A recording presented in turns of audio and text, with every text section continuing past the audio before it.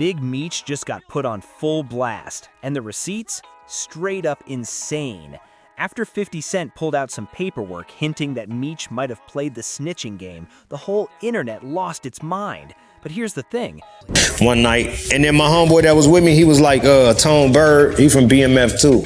Tone was like, ask Big Homie what's up with the movie with 50, like what's going on with him from New York. I had to use my New York accent. Yo, what's going on with the 50 Cent movie? So I'm like, oh yo, Meech, what's up with the movie, with the TV show? Where did 50 even get all this so-called proof? Turns out, he's got some old BMF associates in his corner, and they're running their mouths like they got something to prove. Now check this. People out here whispering, talking, you ain't heard what's up with her, but the real story? Big Meech ain't having none of it. Word is flying through the streets that Meech is about to give 50 a front row lesson on how a real kingpin handles disrespect. And trust, this ain't just some petty back and forth. This is street legend status on the line. Was giving them information on that they already had and thought it was cool, but you know, that was part of that. You just confirmed other that the other CIs just done told. Here's what makes it extra messy. 50 Cent got a rep for spending top dollar to expose people, and when he gets his teeth into someone, he don't let go. But this time, he might want to fall back just a bit, because Big Meech is not some regular dude from the block. This is Demetrius Big Meech Flannery, the mastermind behind the Black Mafia family, and his name rings bells coast to coast. Let me break it down real quick. Back in the 1980s, Meech and his little brother Terry Southwest T. Flannery jumped in the game heavy, pushing work in the form of $50 bags. By the time the early 2000s hit, these two turned their hustle into a national empire, moving weight through Michigan, Georgia, Florida, Cali, Louisiana, and way beyond. It's believed that Terry White grew up in an Atlanta housing project.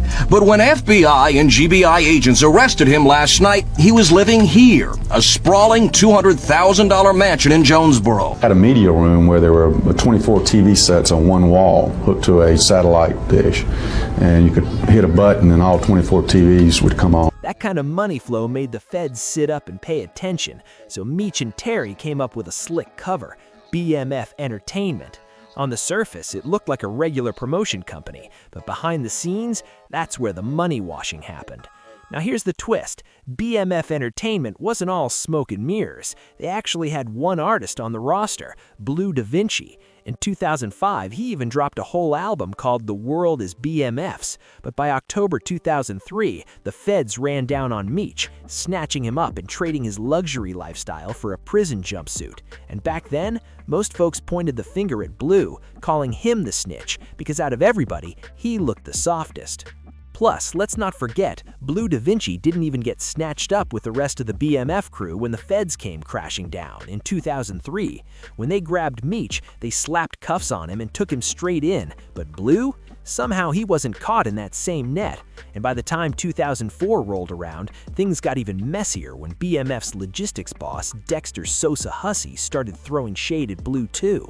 Sosa wasn't just talking in the streets either, he was speaking on court records. See, Blue showed up in court with his lawyer, and the lawyer straight up told the judge, "Your Honor, I did forget to mention something earlier. You asked about which defendants tried to cooperate, and Mr. McKnight, that's Blue, was one of the people who attempted to work with the government. They debriefed him, but turns out he didn't really know anything useful about the other defendants." And get this, the lawyer admitted that Blue's debriefing wasn't even fresh tea. It went down months before that court appearance. Then, just to add another layer, the lawyer said Blue even did a safety valve session earlier that same week. What's that mean? Basically, Blue was ready to talk, but the problem was, he didn't have nothing valuable to offer. So yeah, Blue tried to snitch, but the feds didn't even want the crumbs he was serving up. That's when the real question popped off. If Blue didn't have the goods, My client would be more than willing to cooperate with you all to help you in this investigation. But now the thing of it is by you admitting what was done, you know what I'm saying, what you done or whatever, but bottom line is, you know, you didn't take the single plea. You went in and who gave the feds their inside scoop? And this is where it gets wild. After getting his name dragged all through the mud as the snitch, Blue decided to clear his name once and for all. In 2023, during an interview with Cap Capone News, he flipped the whole script and exposed the real person who gave up the goods, and that's when Tammy Cowan's name hit the spotlight. So who's Tammy Cowens? She's been Meech's business partner since way back in 2008, and after Meech got locked up, Tammy stayed solid, keeping in touch with him and running errands on his behalf while he was behind bars. And for some reason, Meech thought she was so loyal, he actually gave her control of his life rights. Well, did Blue Da Vinci cooperate or no? Yeah, he cooperated. I mean, I didn't say it. It was in Miss Mara Shalhoub's book, where his own lawyer said, yeah, if there was anything else that we could do, Your Honor, to help you along with this case. That's right. He signed the paperwork, handing her the power to tell his story to the world. That meant Tammy had the golden ticket. She could flip Meech's life story into a money-printing machine, and that's exactly what she did, linking up with 50 Cent to co-produce his hit TV show BMF. But here's where things turned sideways. 50, according to the paperwork Blue leaked, wasn't just out here securing TV deals. She was allegedly playing both sides, feeding info straight to the feds. In those same leaked documents, Tammy is listed as CS1, a confidential source who teamed up with the DEA's Atlanta division back in 2009. And guess what? She gave up info that helped crack open a money laundering case, which led to the conviction of a dude named Terry White. And this wasn't some small-time hustle either. Terry White was heavy in the game, and thanks to Tammy running her mouth, they got him locked up. He's like, I just gotta wait to holler at Tammy before, you know what I'm saying, I know where we at with that. And Tammy is a government informant. So when he said that, I was like, Tammy, what you mean, Tammy? Like, nigga, you ain't heard what's going on with her? Now check this. When Tammy started talking, she wasn't even getting paid. But after her tip helped the DEA bag Terry White, they realized she might actually be useful down the line. So her handler, a DEA agent named Harsh, decided to put Tammy in for a reward, a cut of the value from the assets they snatched from White's operation. And if you know anything about these kingpins, that property haul wasn't chump change. We're talking cars, cash, cribs, and more. But here's the crazy part. Tammy didn't even step into the informant life because she was broke or scared. The paperwork makes it clear. She had no criminal record, wasn't caught up in the substance game, wasn't begging for a lighter sentence, and wasn't trying to dodge any charges. Basically, the feds themselves admitted she was one of the weirdest informants they'd ever dealt with. So why'd she do it? Straight revenge. Word is, Terry White used Tammy to clean his dirty money without her even knowing. And once she found out, she flipped the whole script. She wasn't about to let anyone make her look like a pawn in their operation. This wasn't about money or freedom, it was personal, and Tammy was playing for payback. But here's the real head-scratcher. Why did Tammy keep spilling secrets after the feds already locked up Terry White? That's where things start connecting. But hold up, we'll get to that twist in a second. While all this was going down, Big Meech was cooking up his own play from behind bars. And trust, this one was bold. Inside the pen, Meech crossed paths with a cartel player named Fidel Suarez. This dude wasn't just some corner hustler. He ran a whole trucking company out in California and had already caught the feds' attention more than once. They investigated and arrested him twice, first in 2005 and then again in 2009 for suspected substance trafficking, but both times they couldn't make the charges stick. Meech had a plan, a wild one, to use Suarez's pipeline to keep product moving, even though he was stuck behind bars. He figured if he could still move weight from his cell, he could keep the money flowing no matter how long his sentence was. But there was one problem. Meech was locked up tight, so he needed someone on the outside to make the plays. That's where Tammy slid right into the picture. According to the paperwork, in September 2011, Meech hit up Tammy, identified as CS1, and asked her to help coordinate the delivery of a load that would be handled by Suarez. At that point, Suarez and Tammy were already talking directly. The docs say Suarez first reached out to Tammy just to check in and ask how Meech was holding up, but that friendly call kicked off something way bigger. With Tammy now plugged in, Meech made her the middlewoman to connect Suarez with his longtime homie, Dion Cuffy Gatling, a heavyweight in the game himself. Cuffy wasn't small time either. Court records show Cuffy ran the whole Gatling trafficking organization, a crew responsible for flooding the streets of St. Louis with product from 2009 all the way to 2014. Together, Meech, Suarez, and Cuffy were lining up to move serious weight across state lines. Only thing, they had a snake in the garden, and her name was Tammy. She was secretly feeding everything back to the feds the whole time.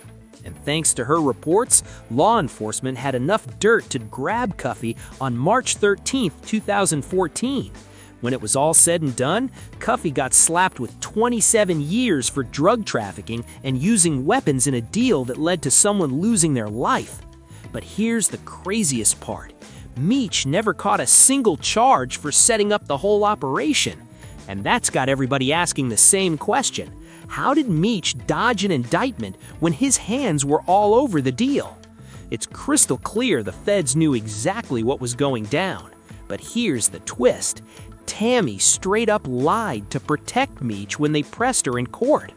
According to official documents, during a hearing, Tammy was directly asked about paragraph 8 in the reports, where it said CS1 told investigators that Demetrius Flenry coordinated substance distribution arrangements between Suarez and Gatling.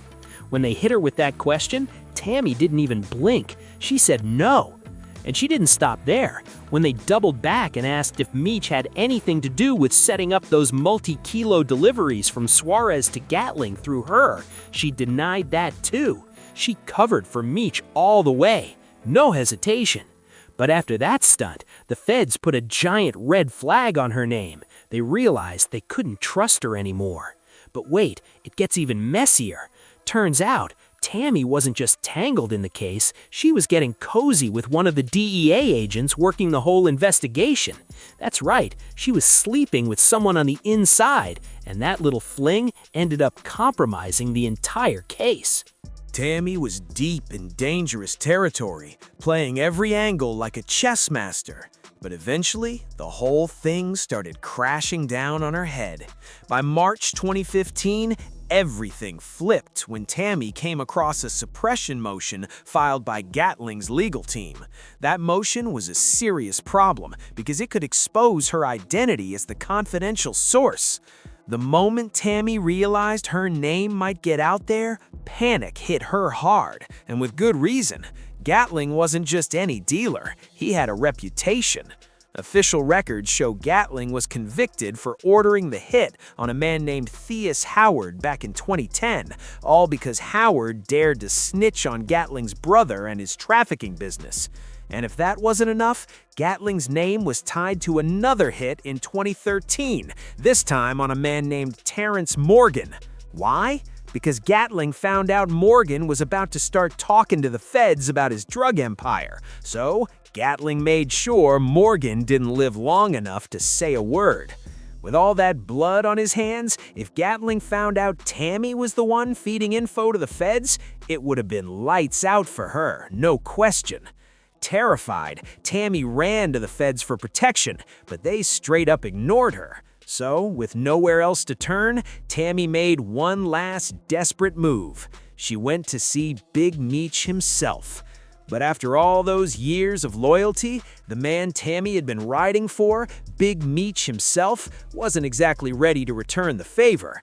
When she went to him, scared for her life and looking for help, all Meech told her was that he didn't want his name tangled up in any of it. Straight like that, Meech wasn't trying to get his hands dirty or catch heat from Gatling, and he definitely didn't want his name popping up in court papers tied to the whole mess. After that cold meeting, Tammy flipped the script completely. She went into full cleanup mode, doing everything possible to erase Meech's name from the case entirely. She even dragged the DEA agent she'd been messing with into the chaos, accusing him of being jealous of her bond with Meech. Court records show Tammy, aka CS1, even threatened to blast out an unsworn affidavit to every single person involved in the case, from the lawyers to the judge. And in that affidavit, she went off, specifically calling out the statements in the wiretap affidavit that claimed Meech set up the whole deal between Gatling and Suarez. Tammy said flat out that Agent Cromer, the same agent she was sleeping with, only threw Meech's name in the mix because he was salty about how close she was to Meech. But even with all her wild moves, none of it really saved Tammy in the end. Once Cuffy got locked up, it didn't take him long to figure out exactly who snitched on him, and when he did, it was game over. Cuffy filed for a Franks hearing, which gave him the legal right to put his accusers on the stand. That meant everybody, from the government agents to the informants, had to face him directly, and yeah, that definitely included Tammy. Fast forward to 2024, Blue Da Vinci sat down for yet another interview with Cap Capone, but this time he had backup. Cuffy himself called in from prison, ready to air it all out. And Cuffy didn't hold nothing back. He said the real reason Meech never got hit with charges was because he played the system like a pro, using third-party cooperation to protect himself, even if it meant throwing others under the bus. Like I always say, if you kick it with a known snitch, your name gonna get dirty too, no matter how solid you claim to be. That's just the way it works in the streets. And for everybody asking why all this old dirt is suddenly getting dug back up, you can thank 50 Cent for that. The moment 50 started talking, the whole internet tuned in. Love him or hate him, when 50 speaks, the streets listen. And to make it even wilder, 50 ain't done yet. He's already threatening to drop a full tell-all story, exposing every shady move Meech ever made. According to 50, this is going to prove once and for all that Meech played both sides and worked with the feds. So now we gotta ask, is Meech really guilty, or is this just another 50 stunt to push his own agenda? Either way, the streets are watching, and this story is far from over. Let us know what you think in the comments. Is Meech really a snitch, or is 50 just stirring the pot? Don't forget to like, share, and subscribe so you never miss the next drop. And trust me, the next one, it's gonna be even crazier. See you on the next one.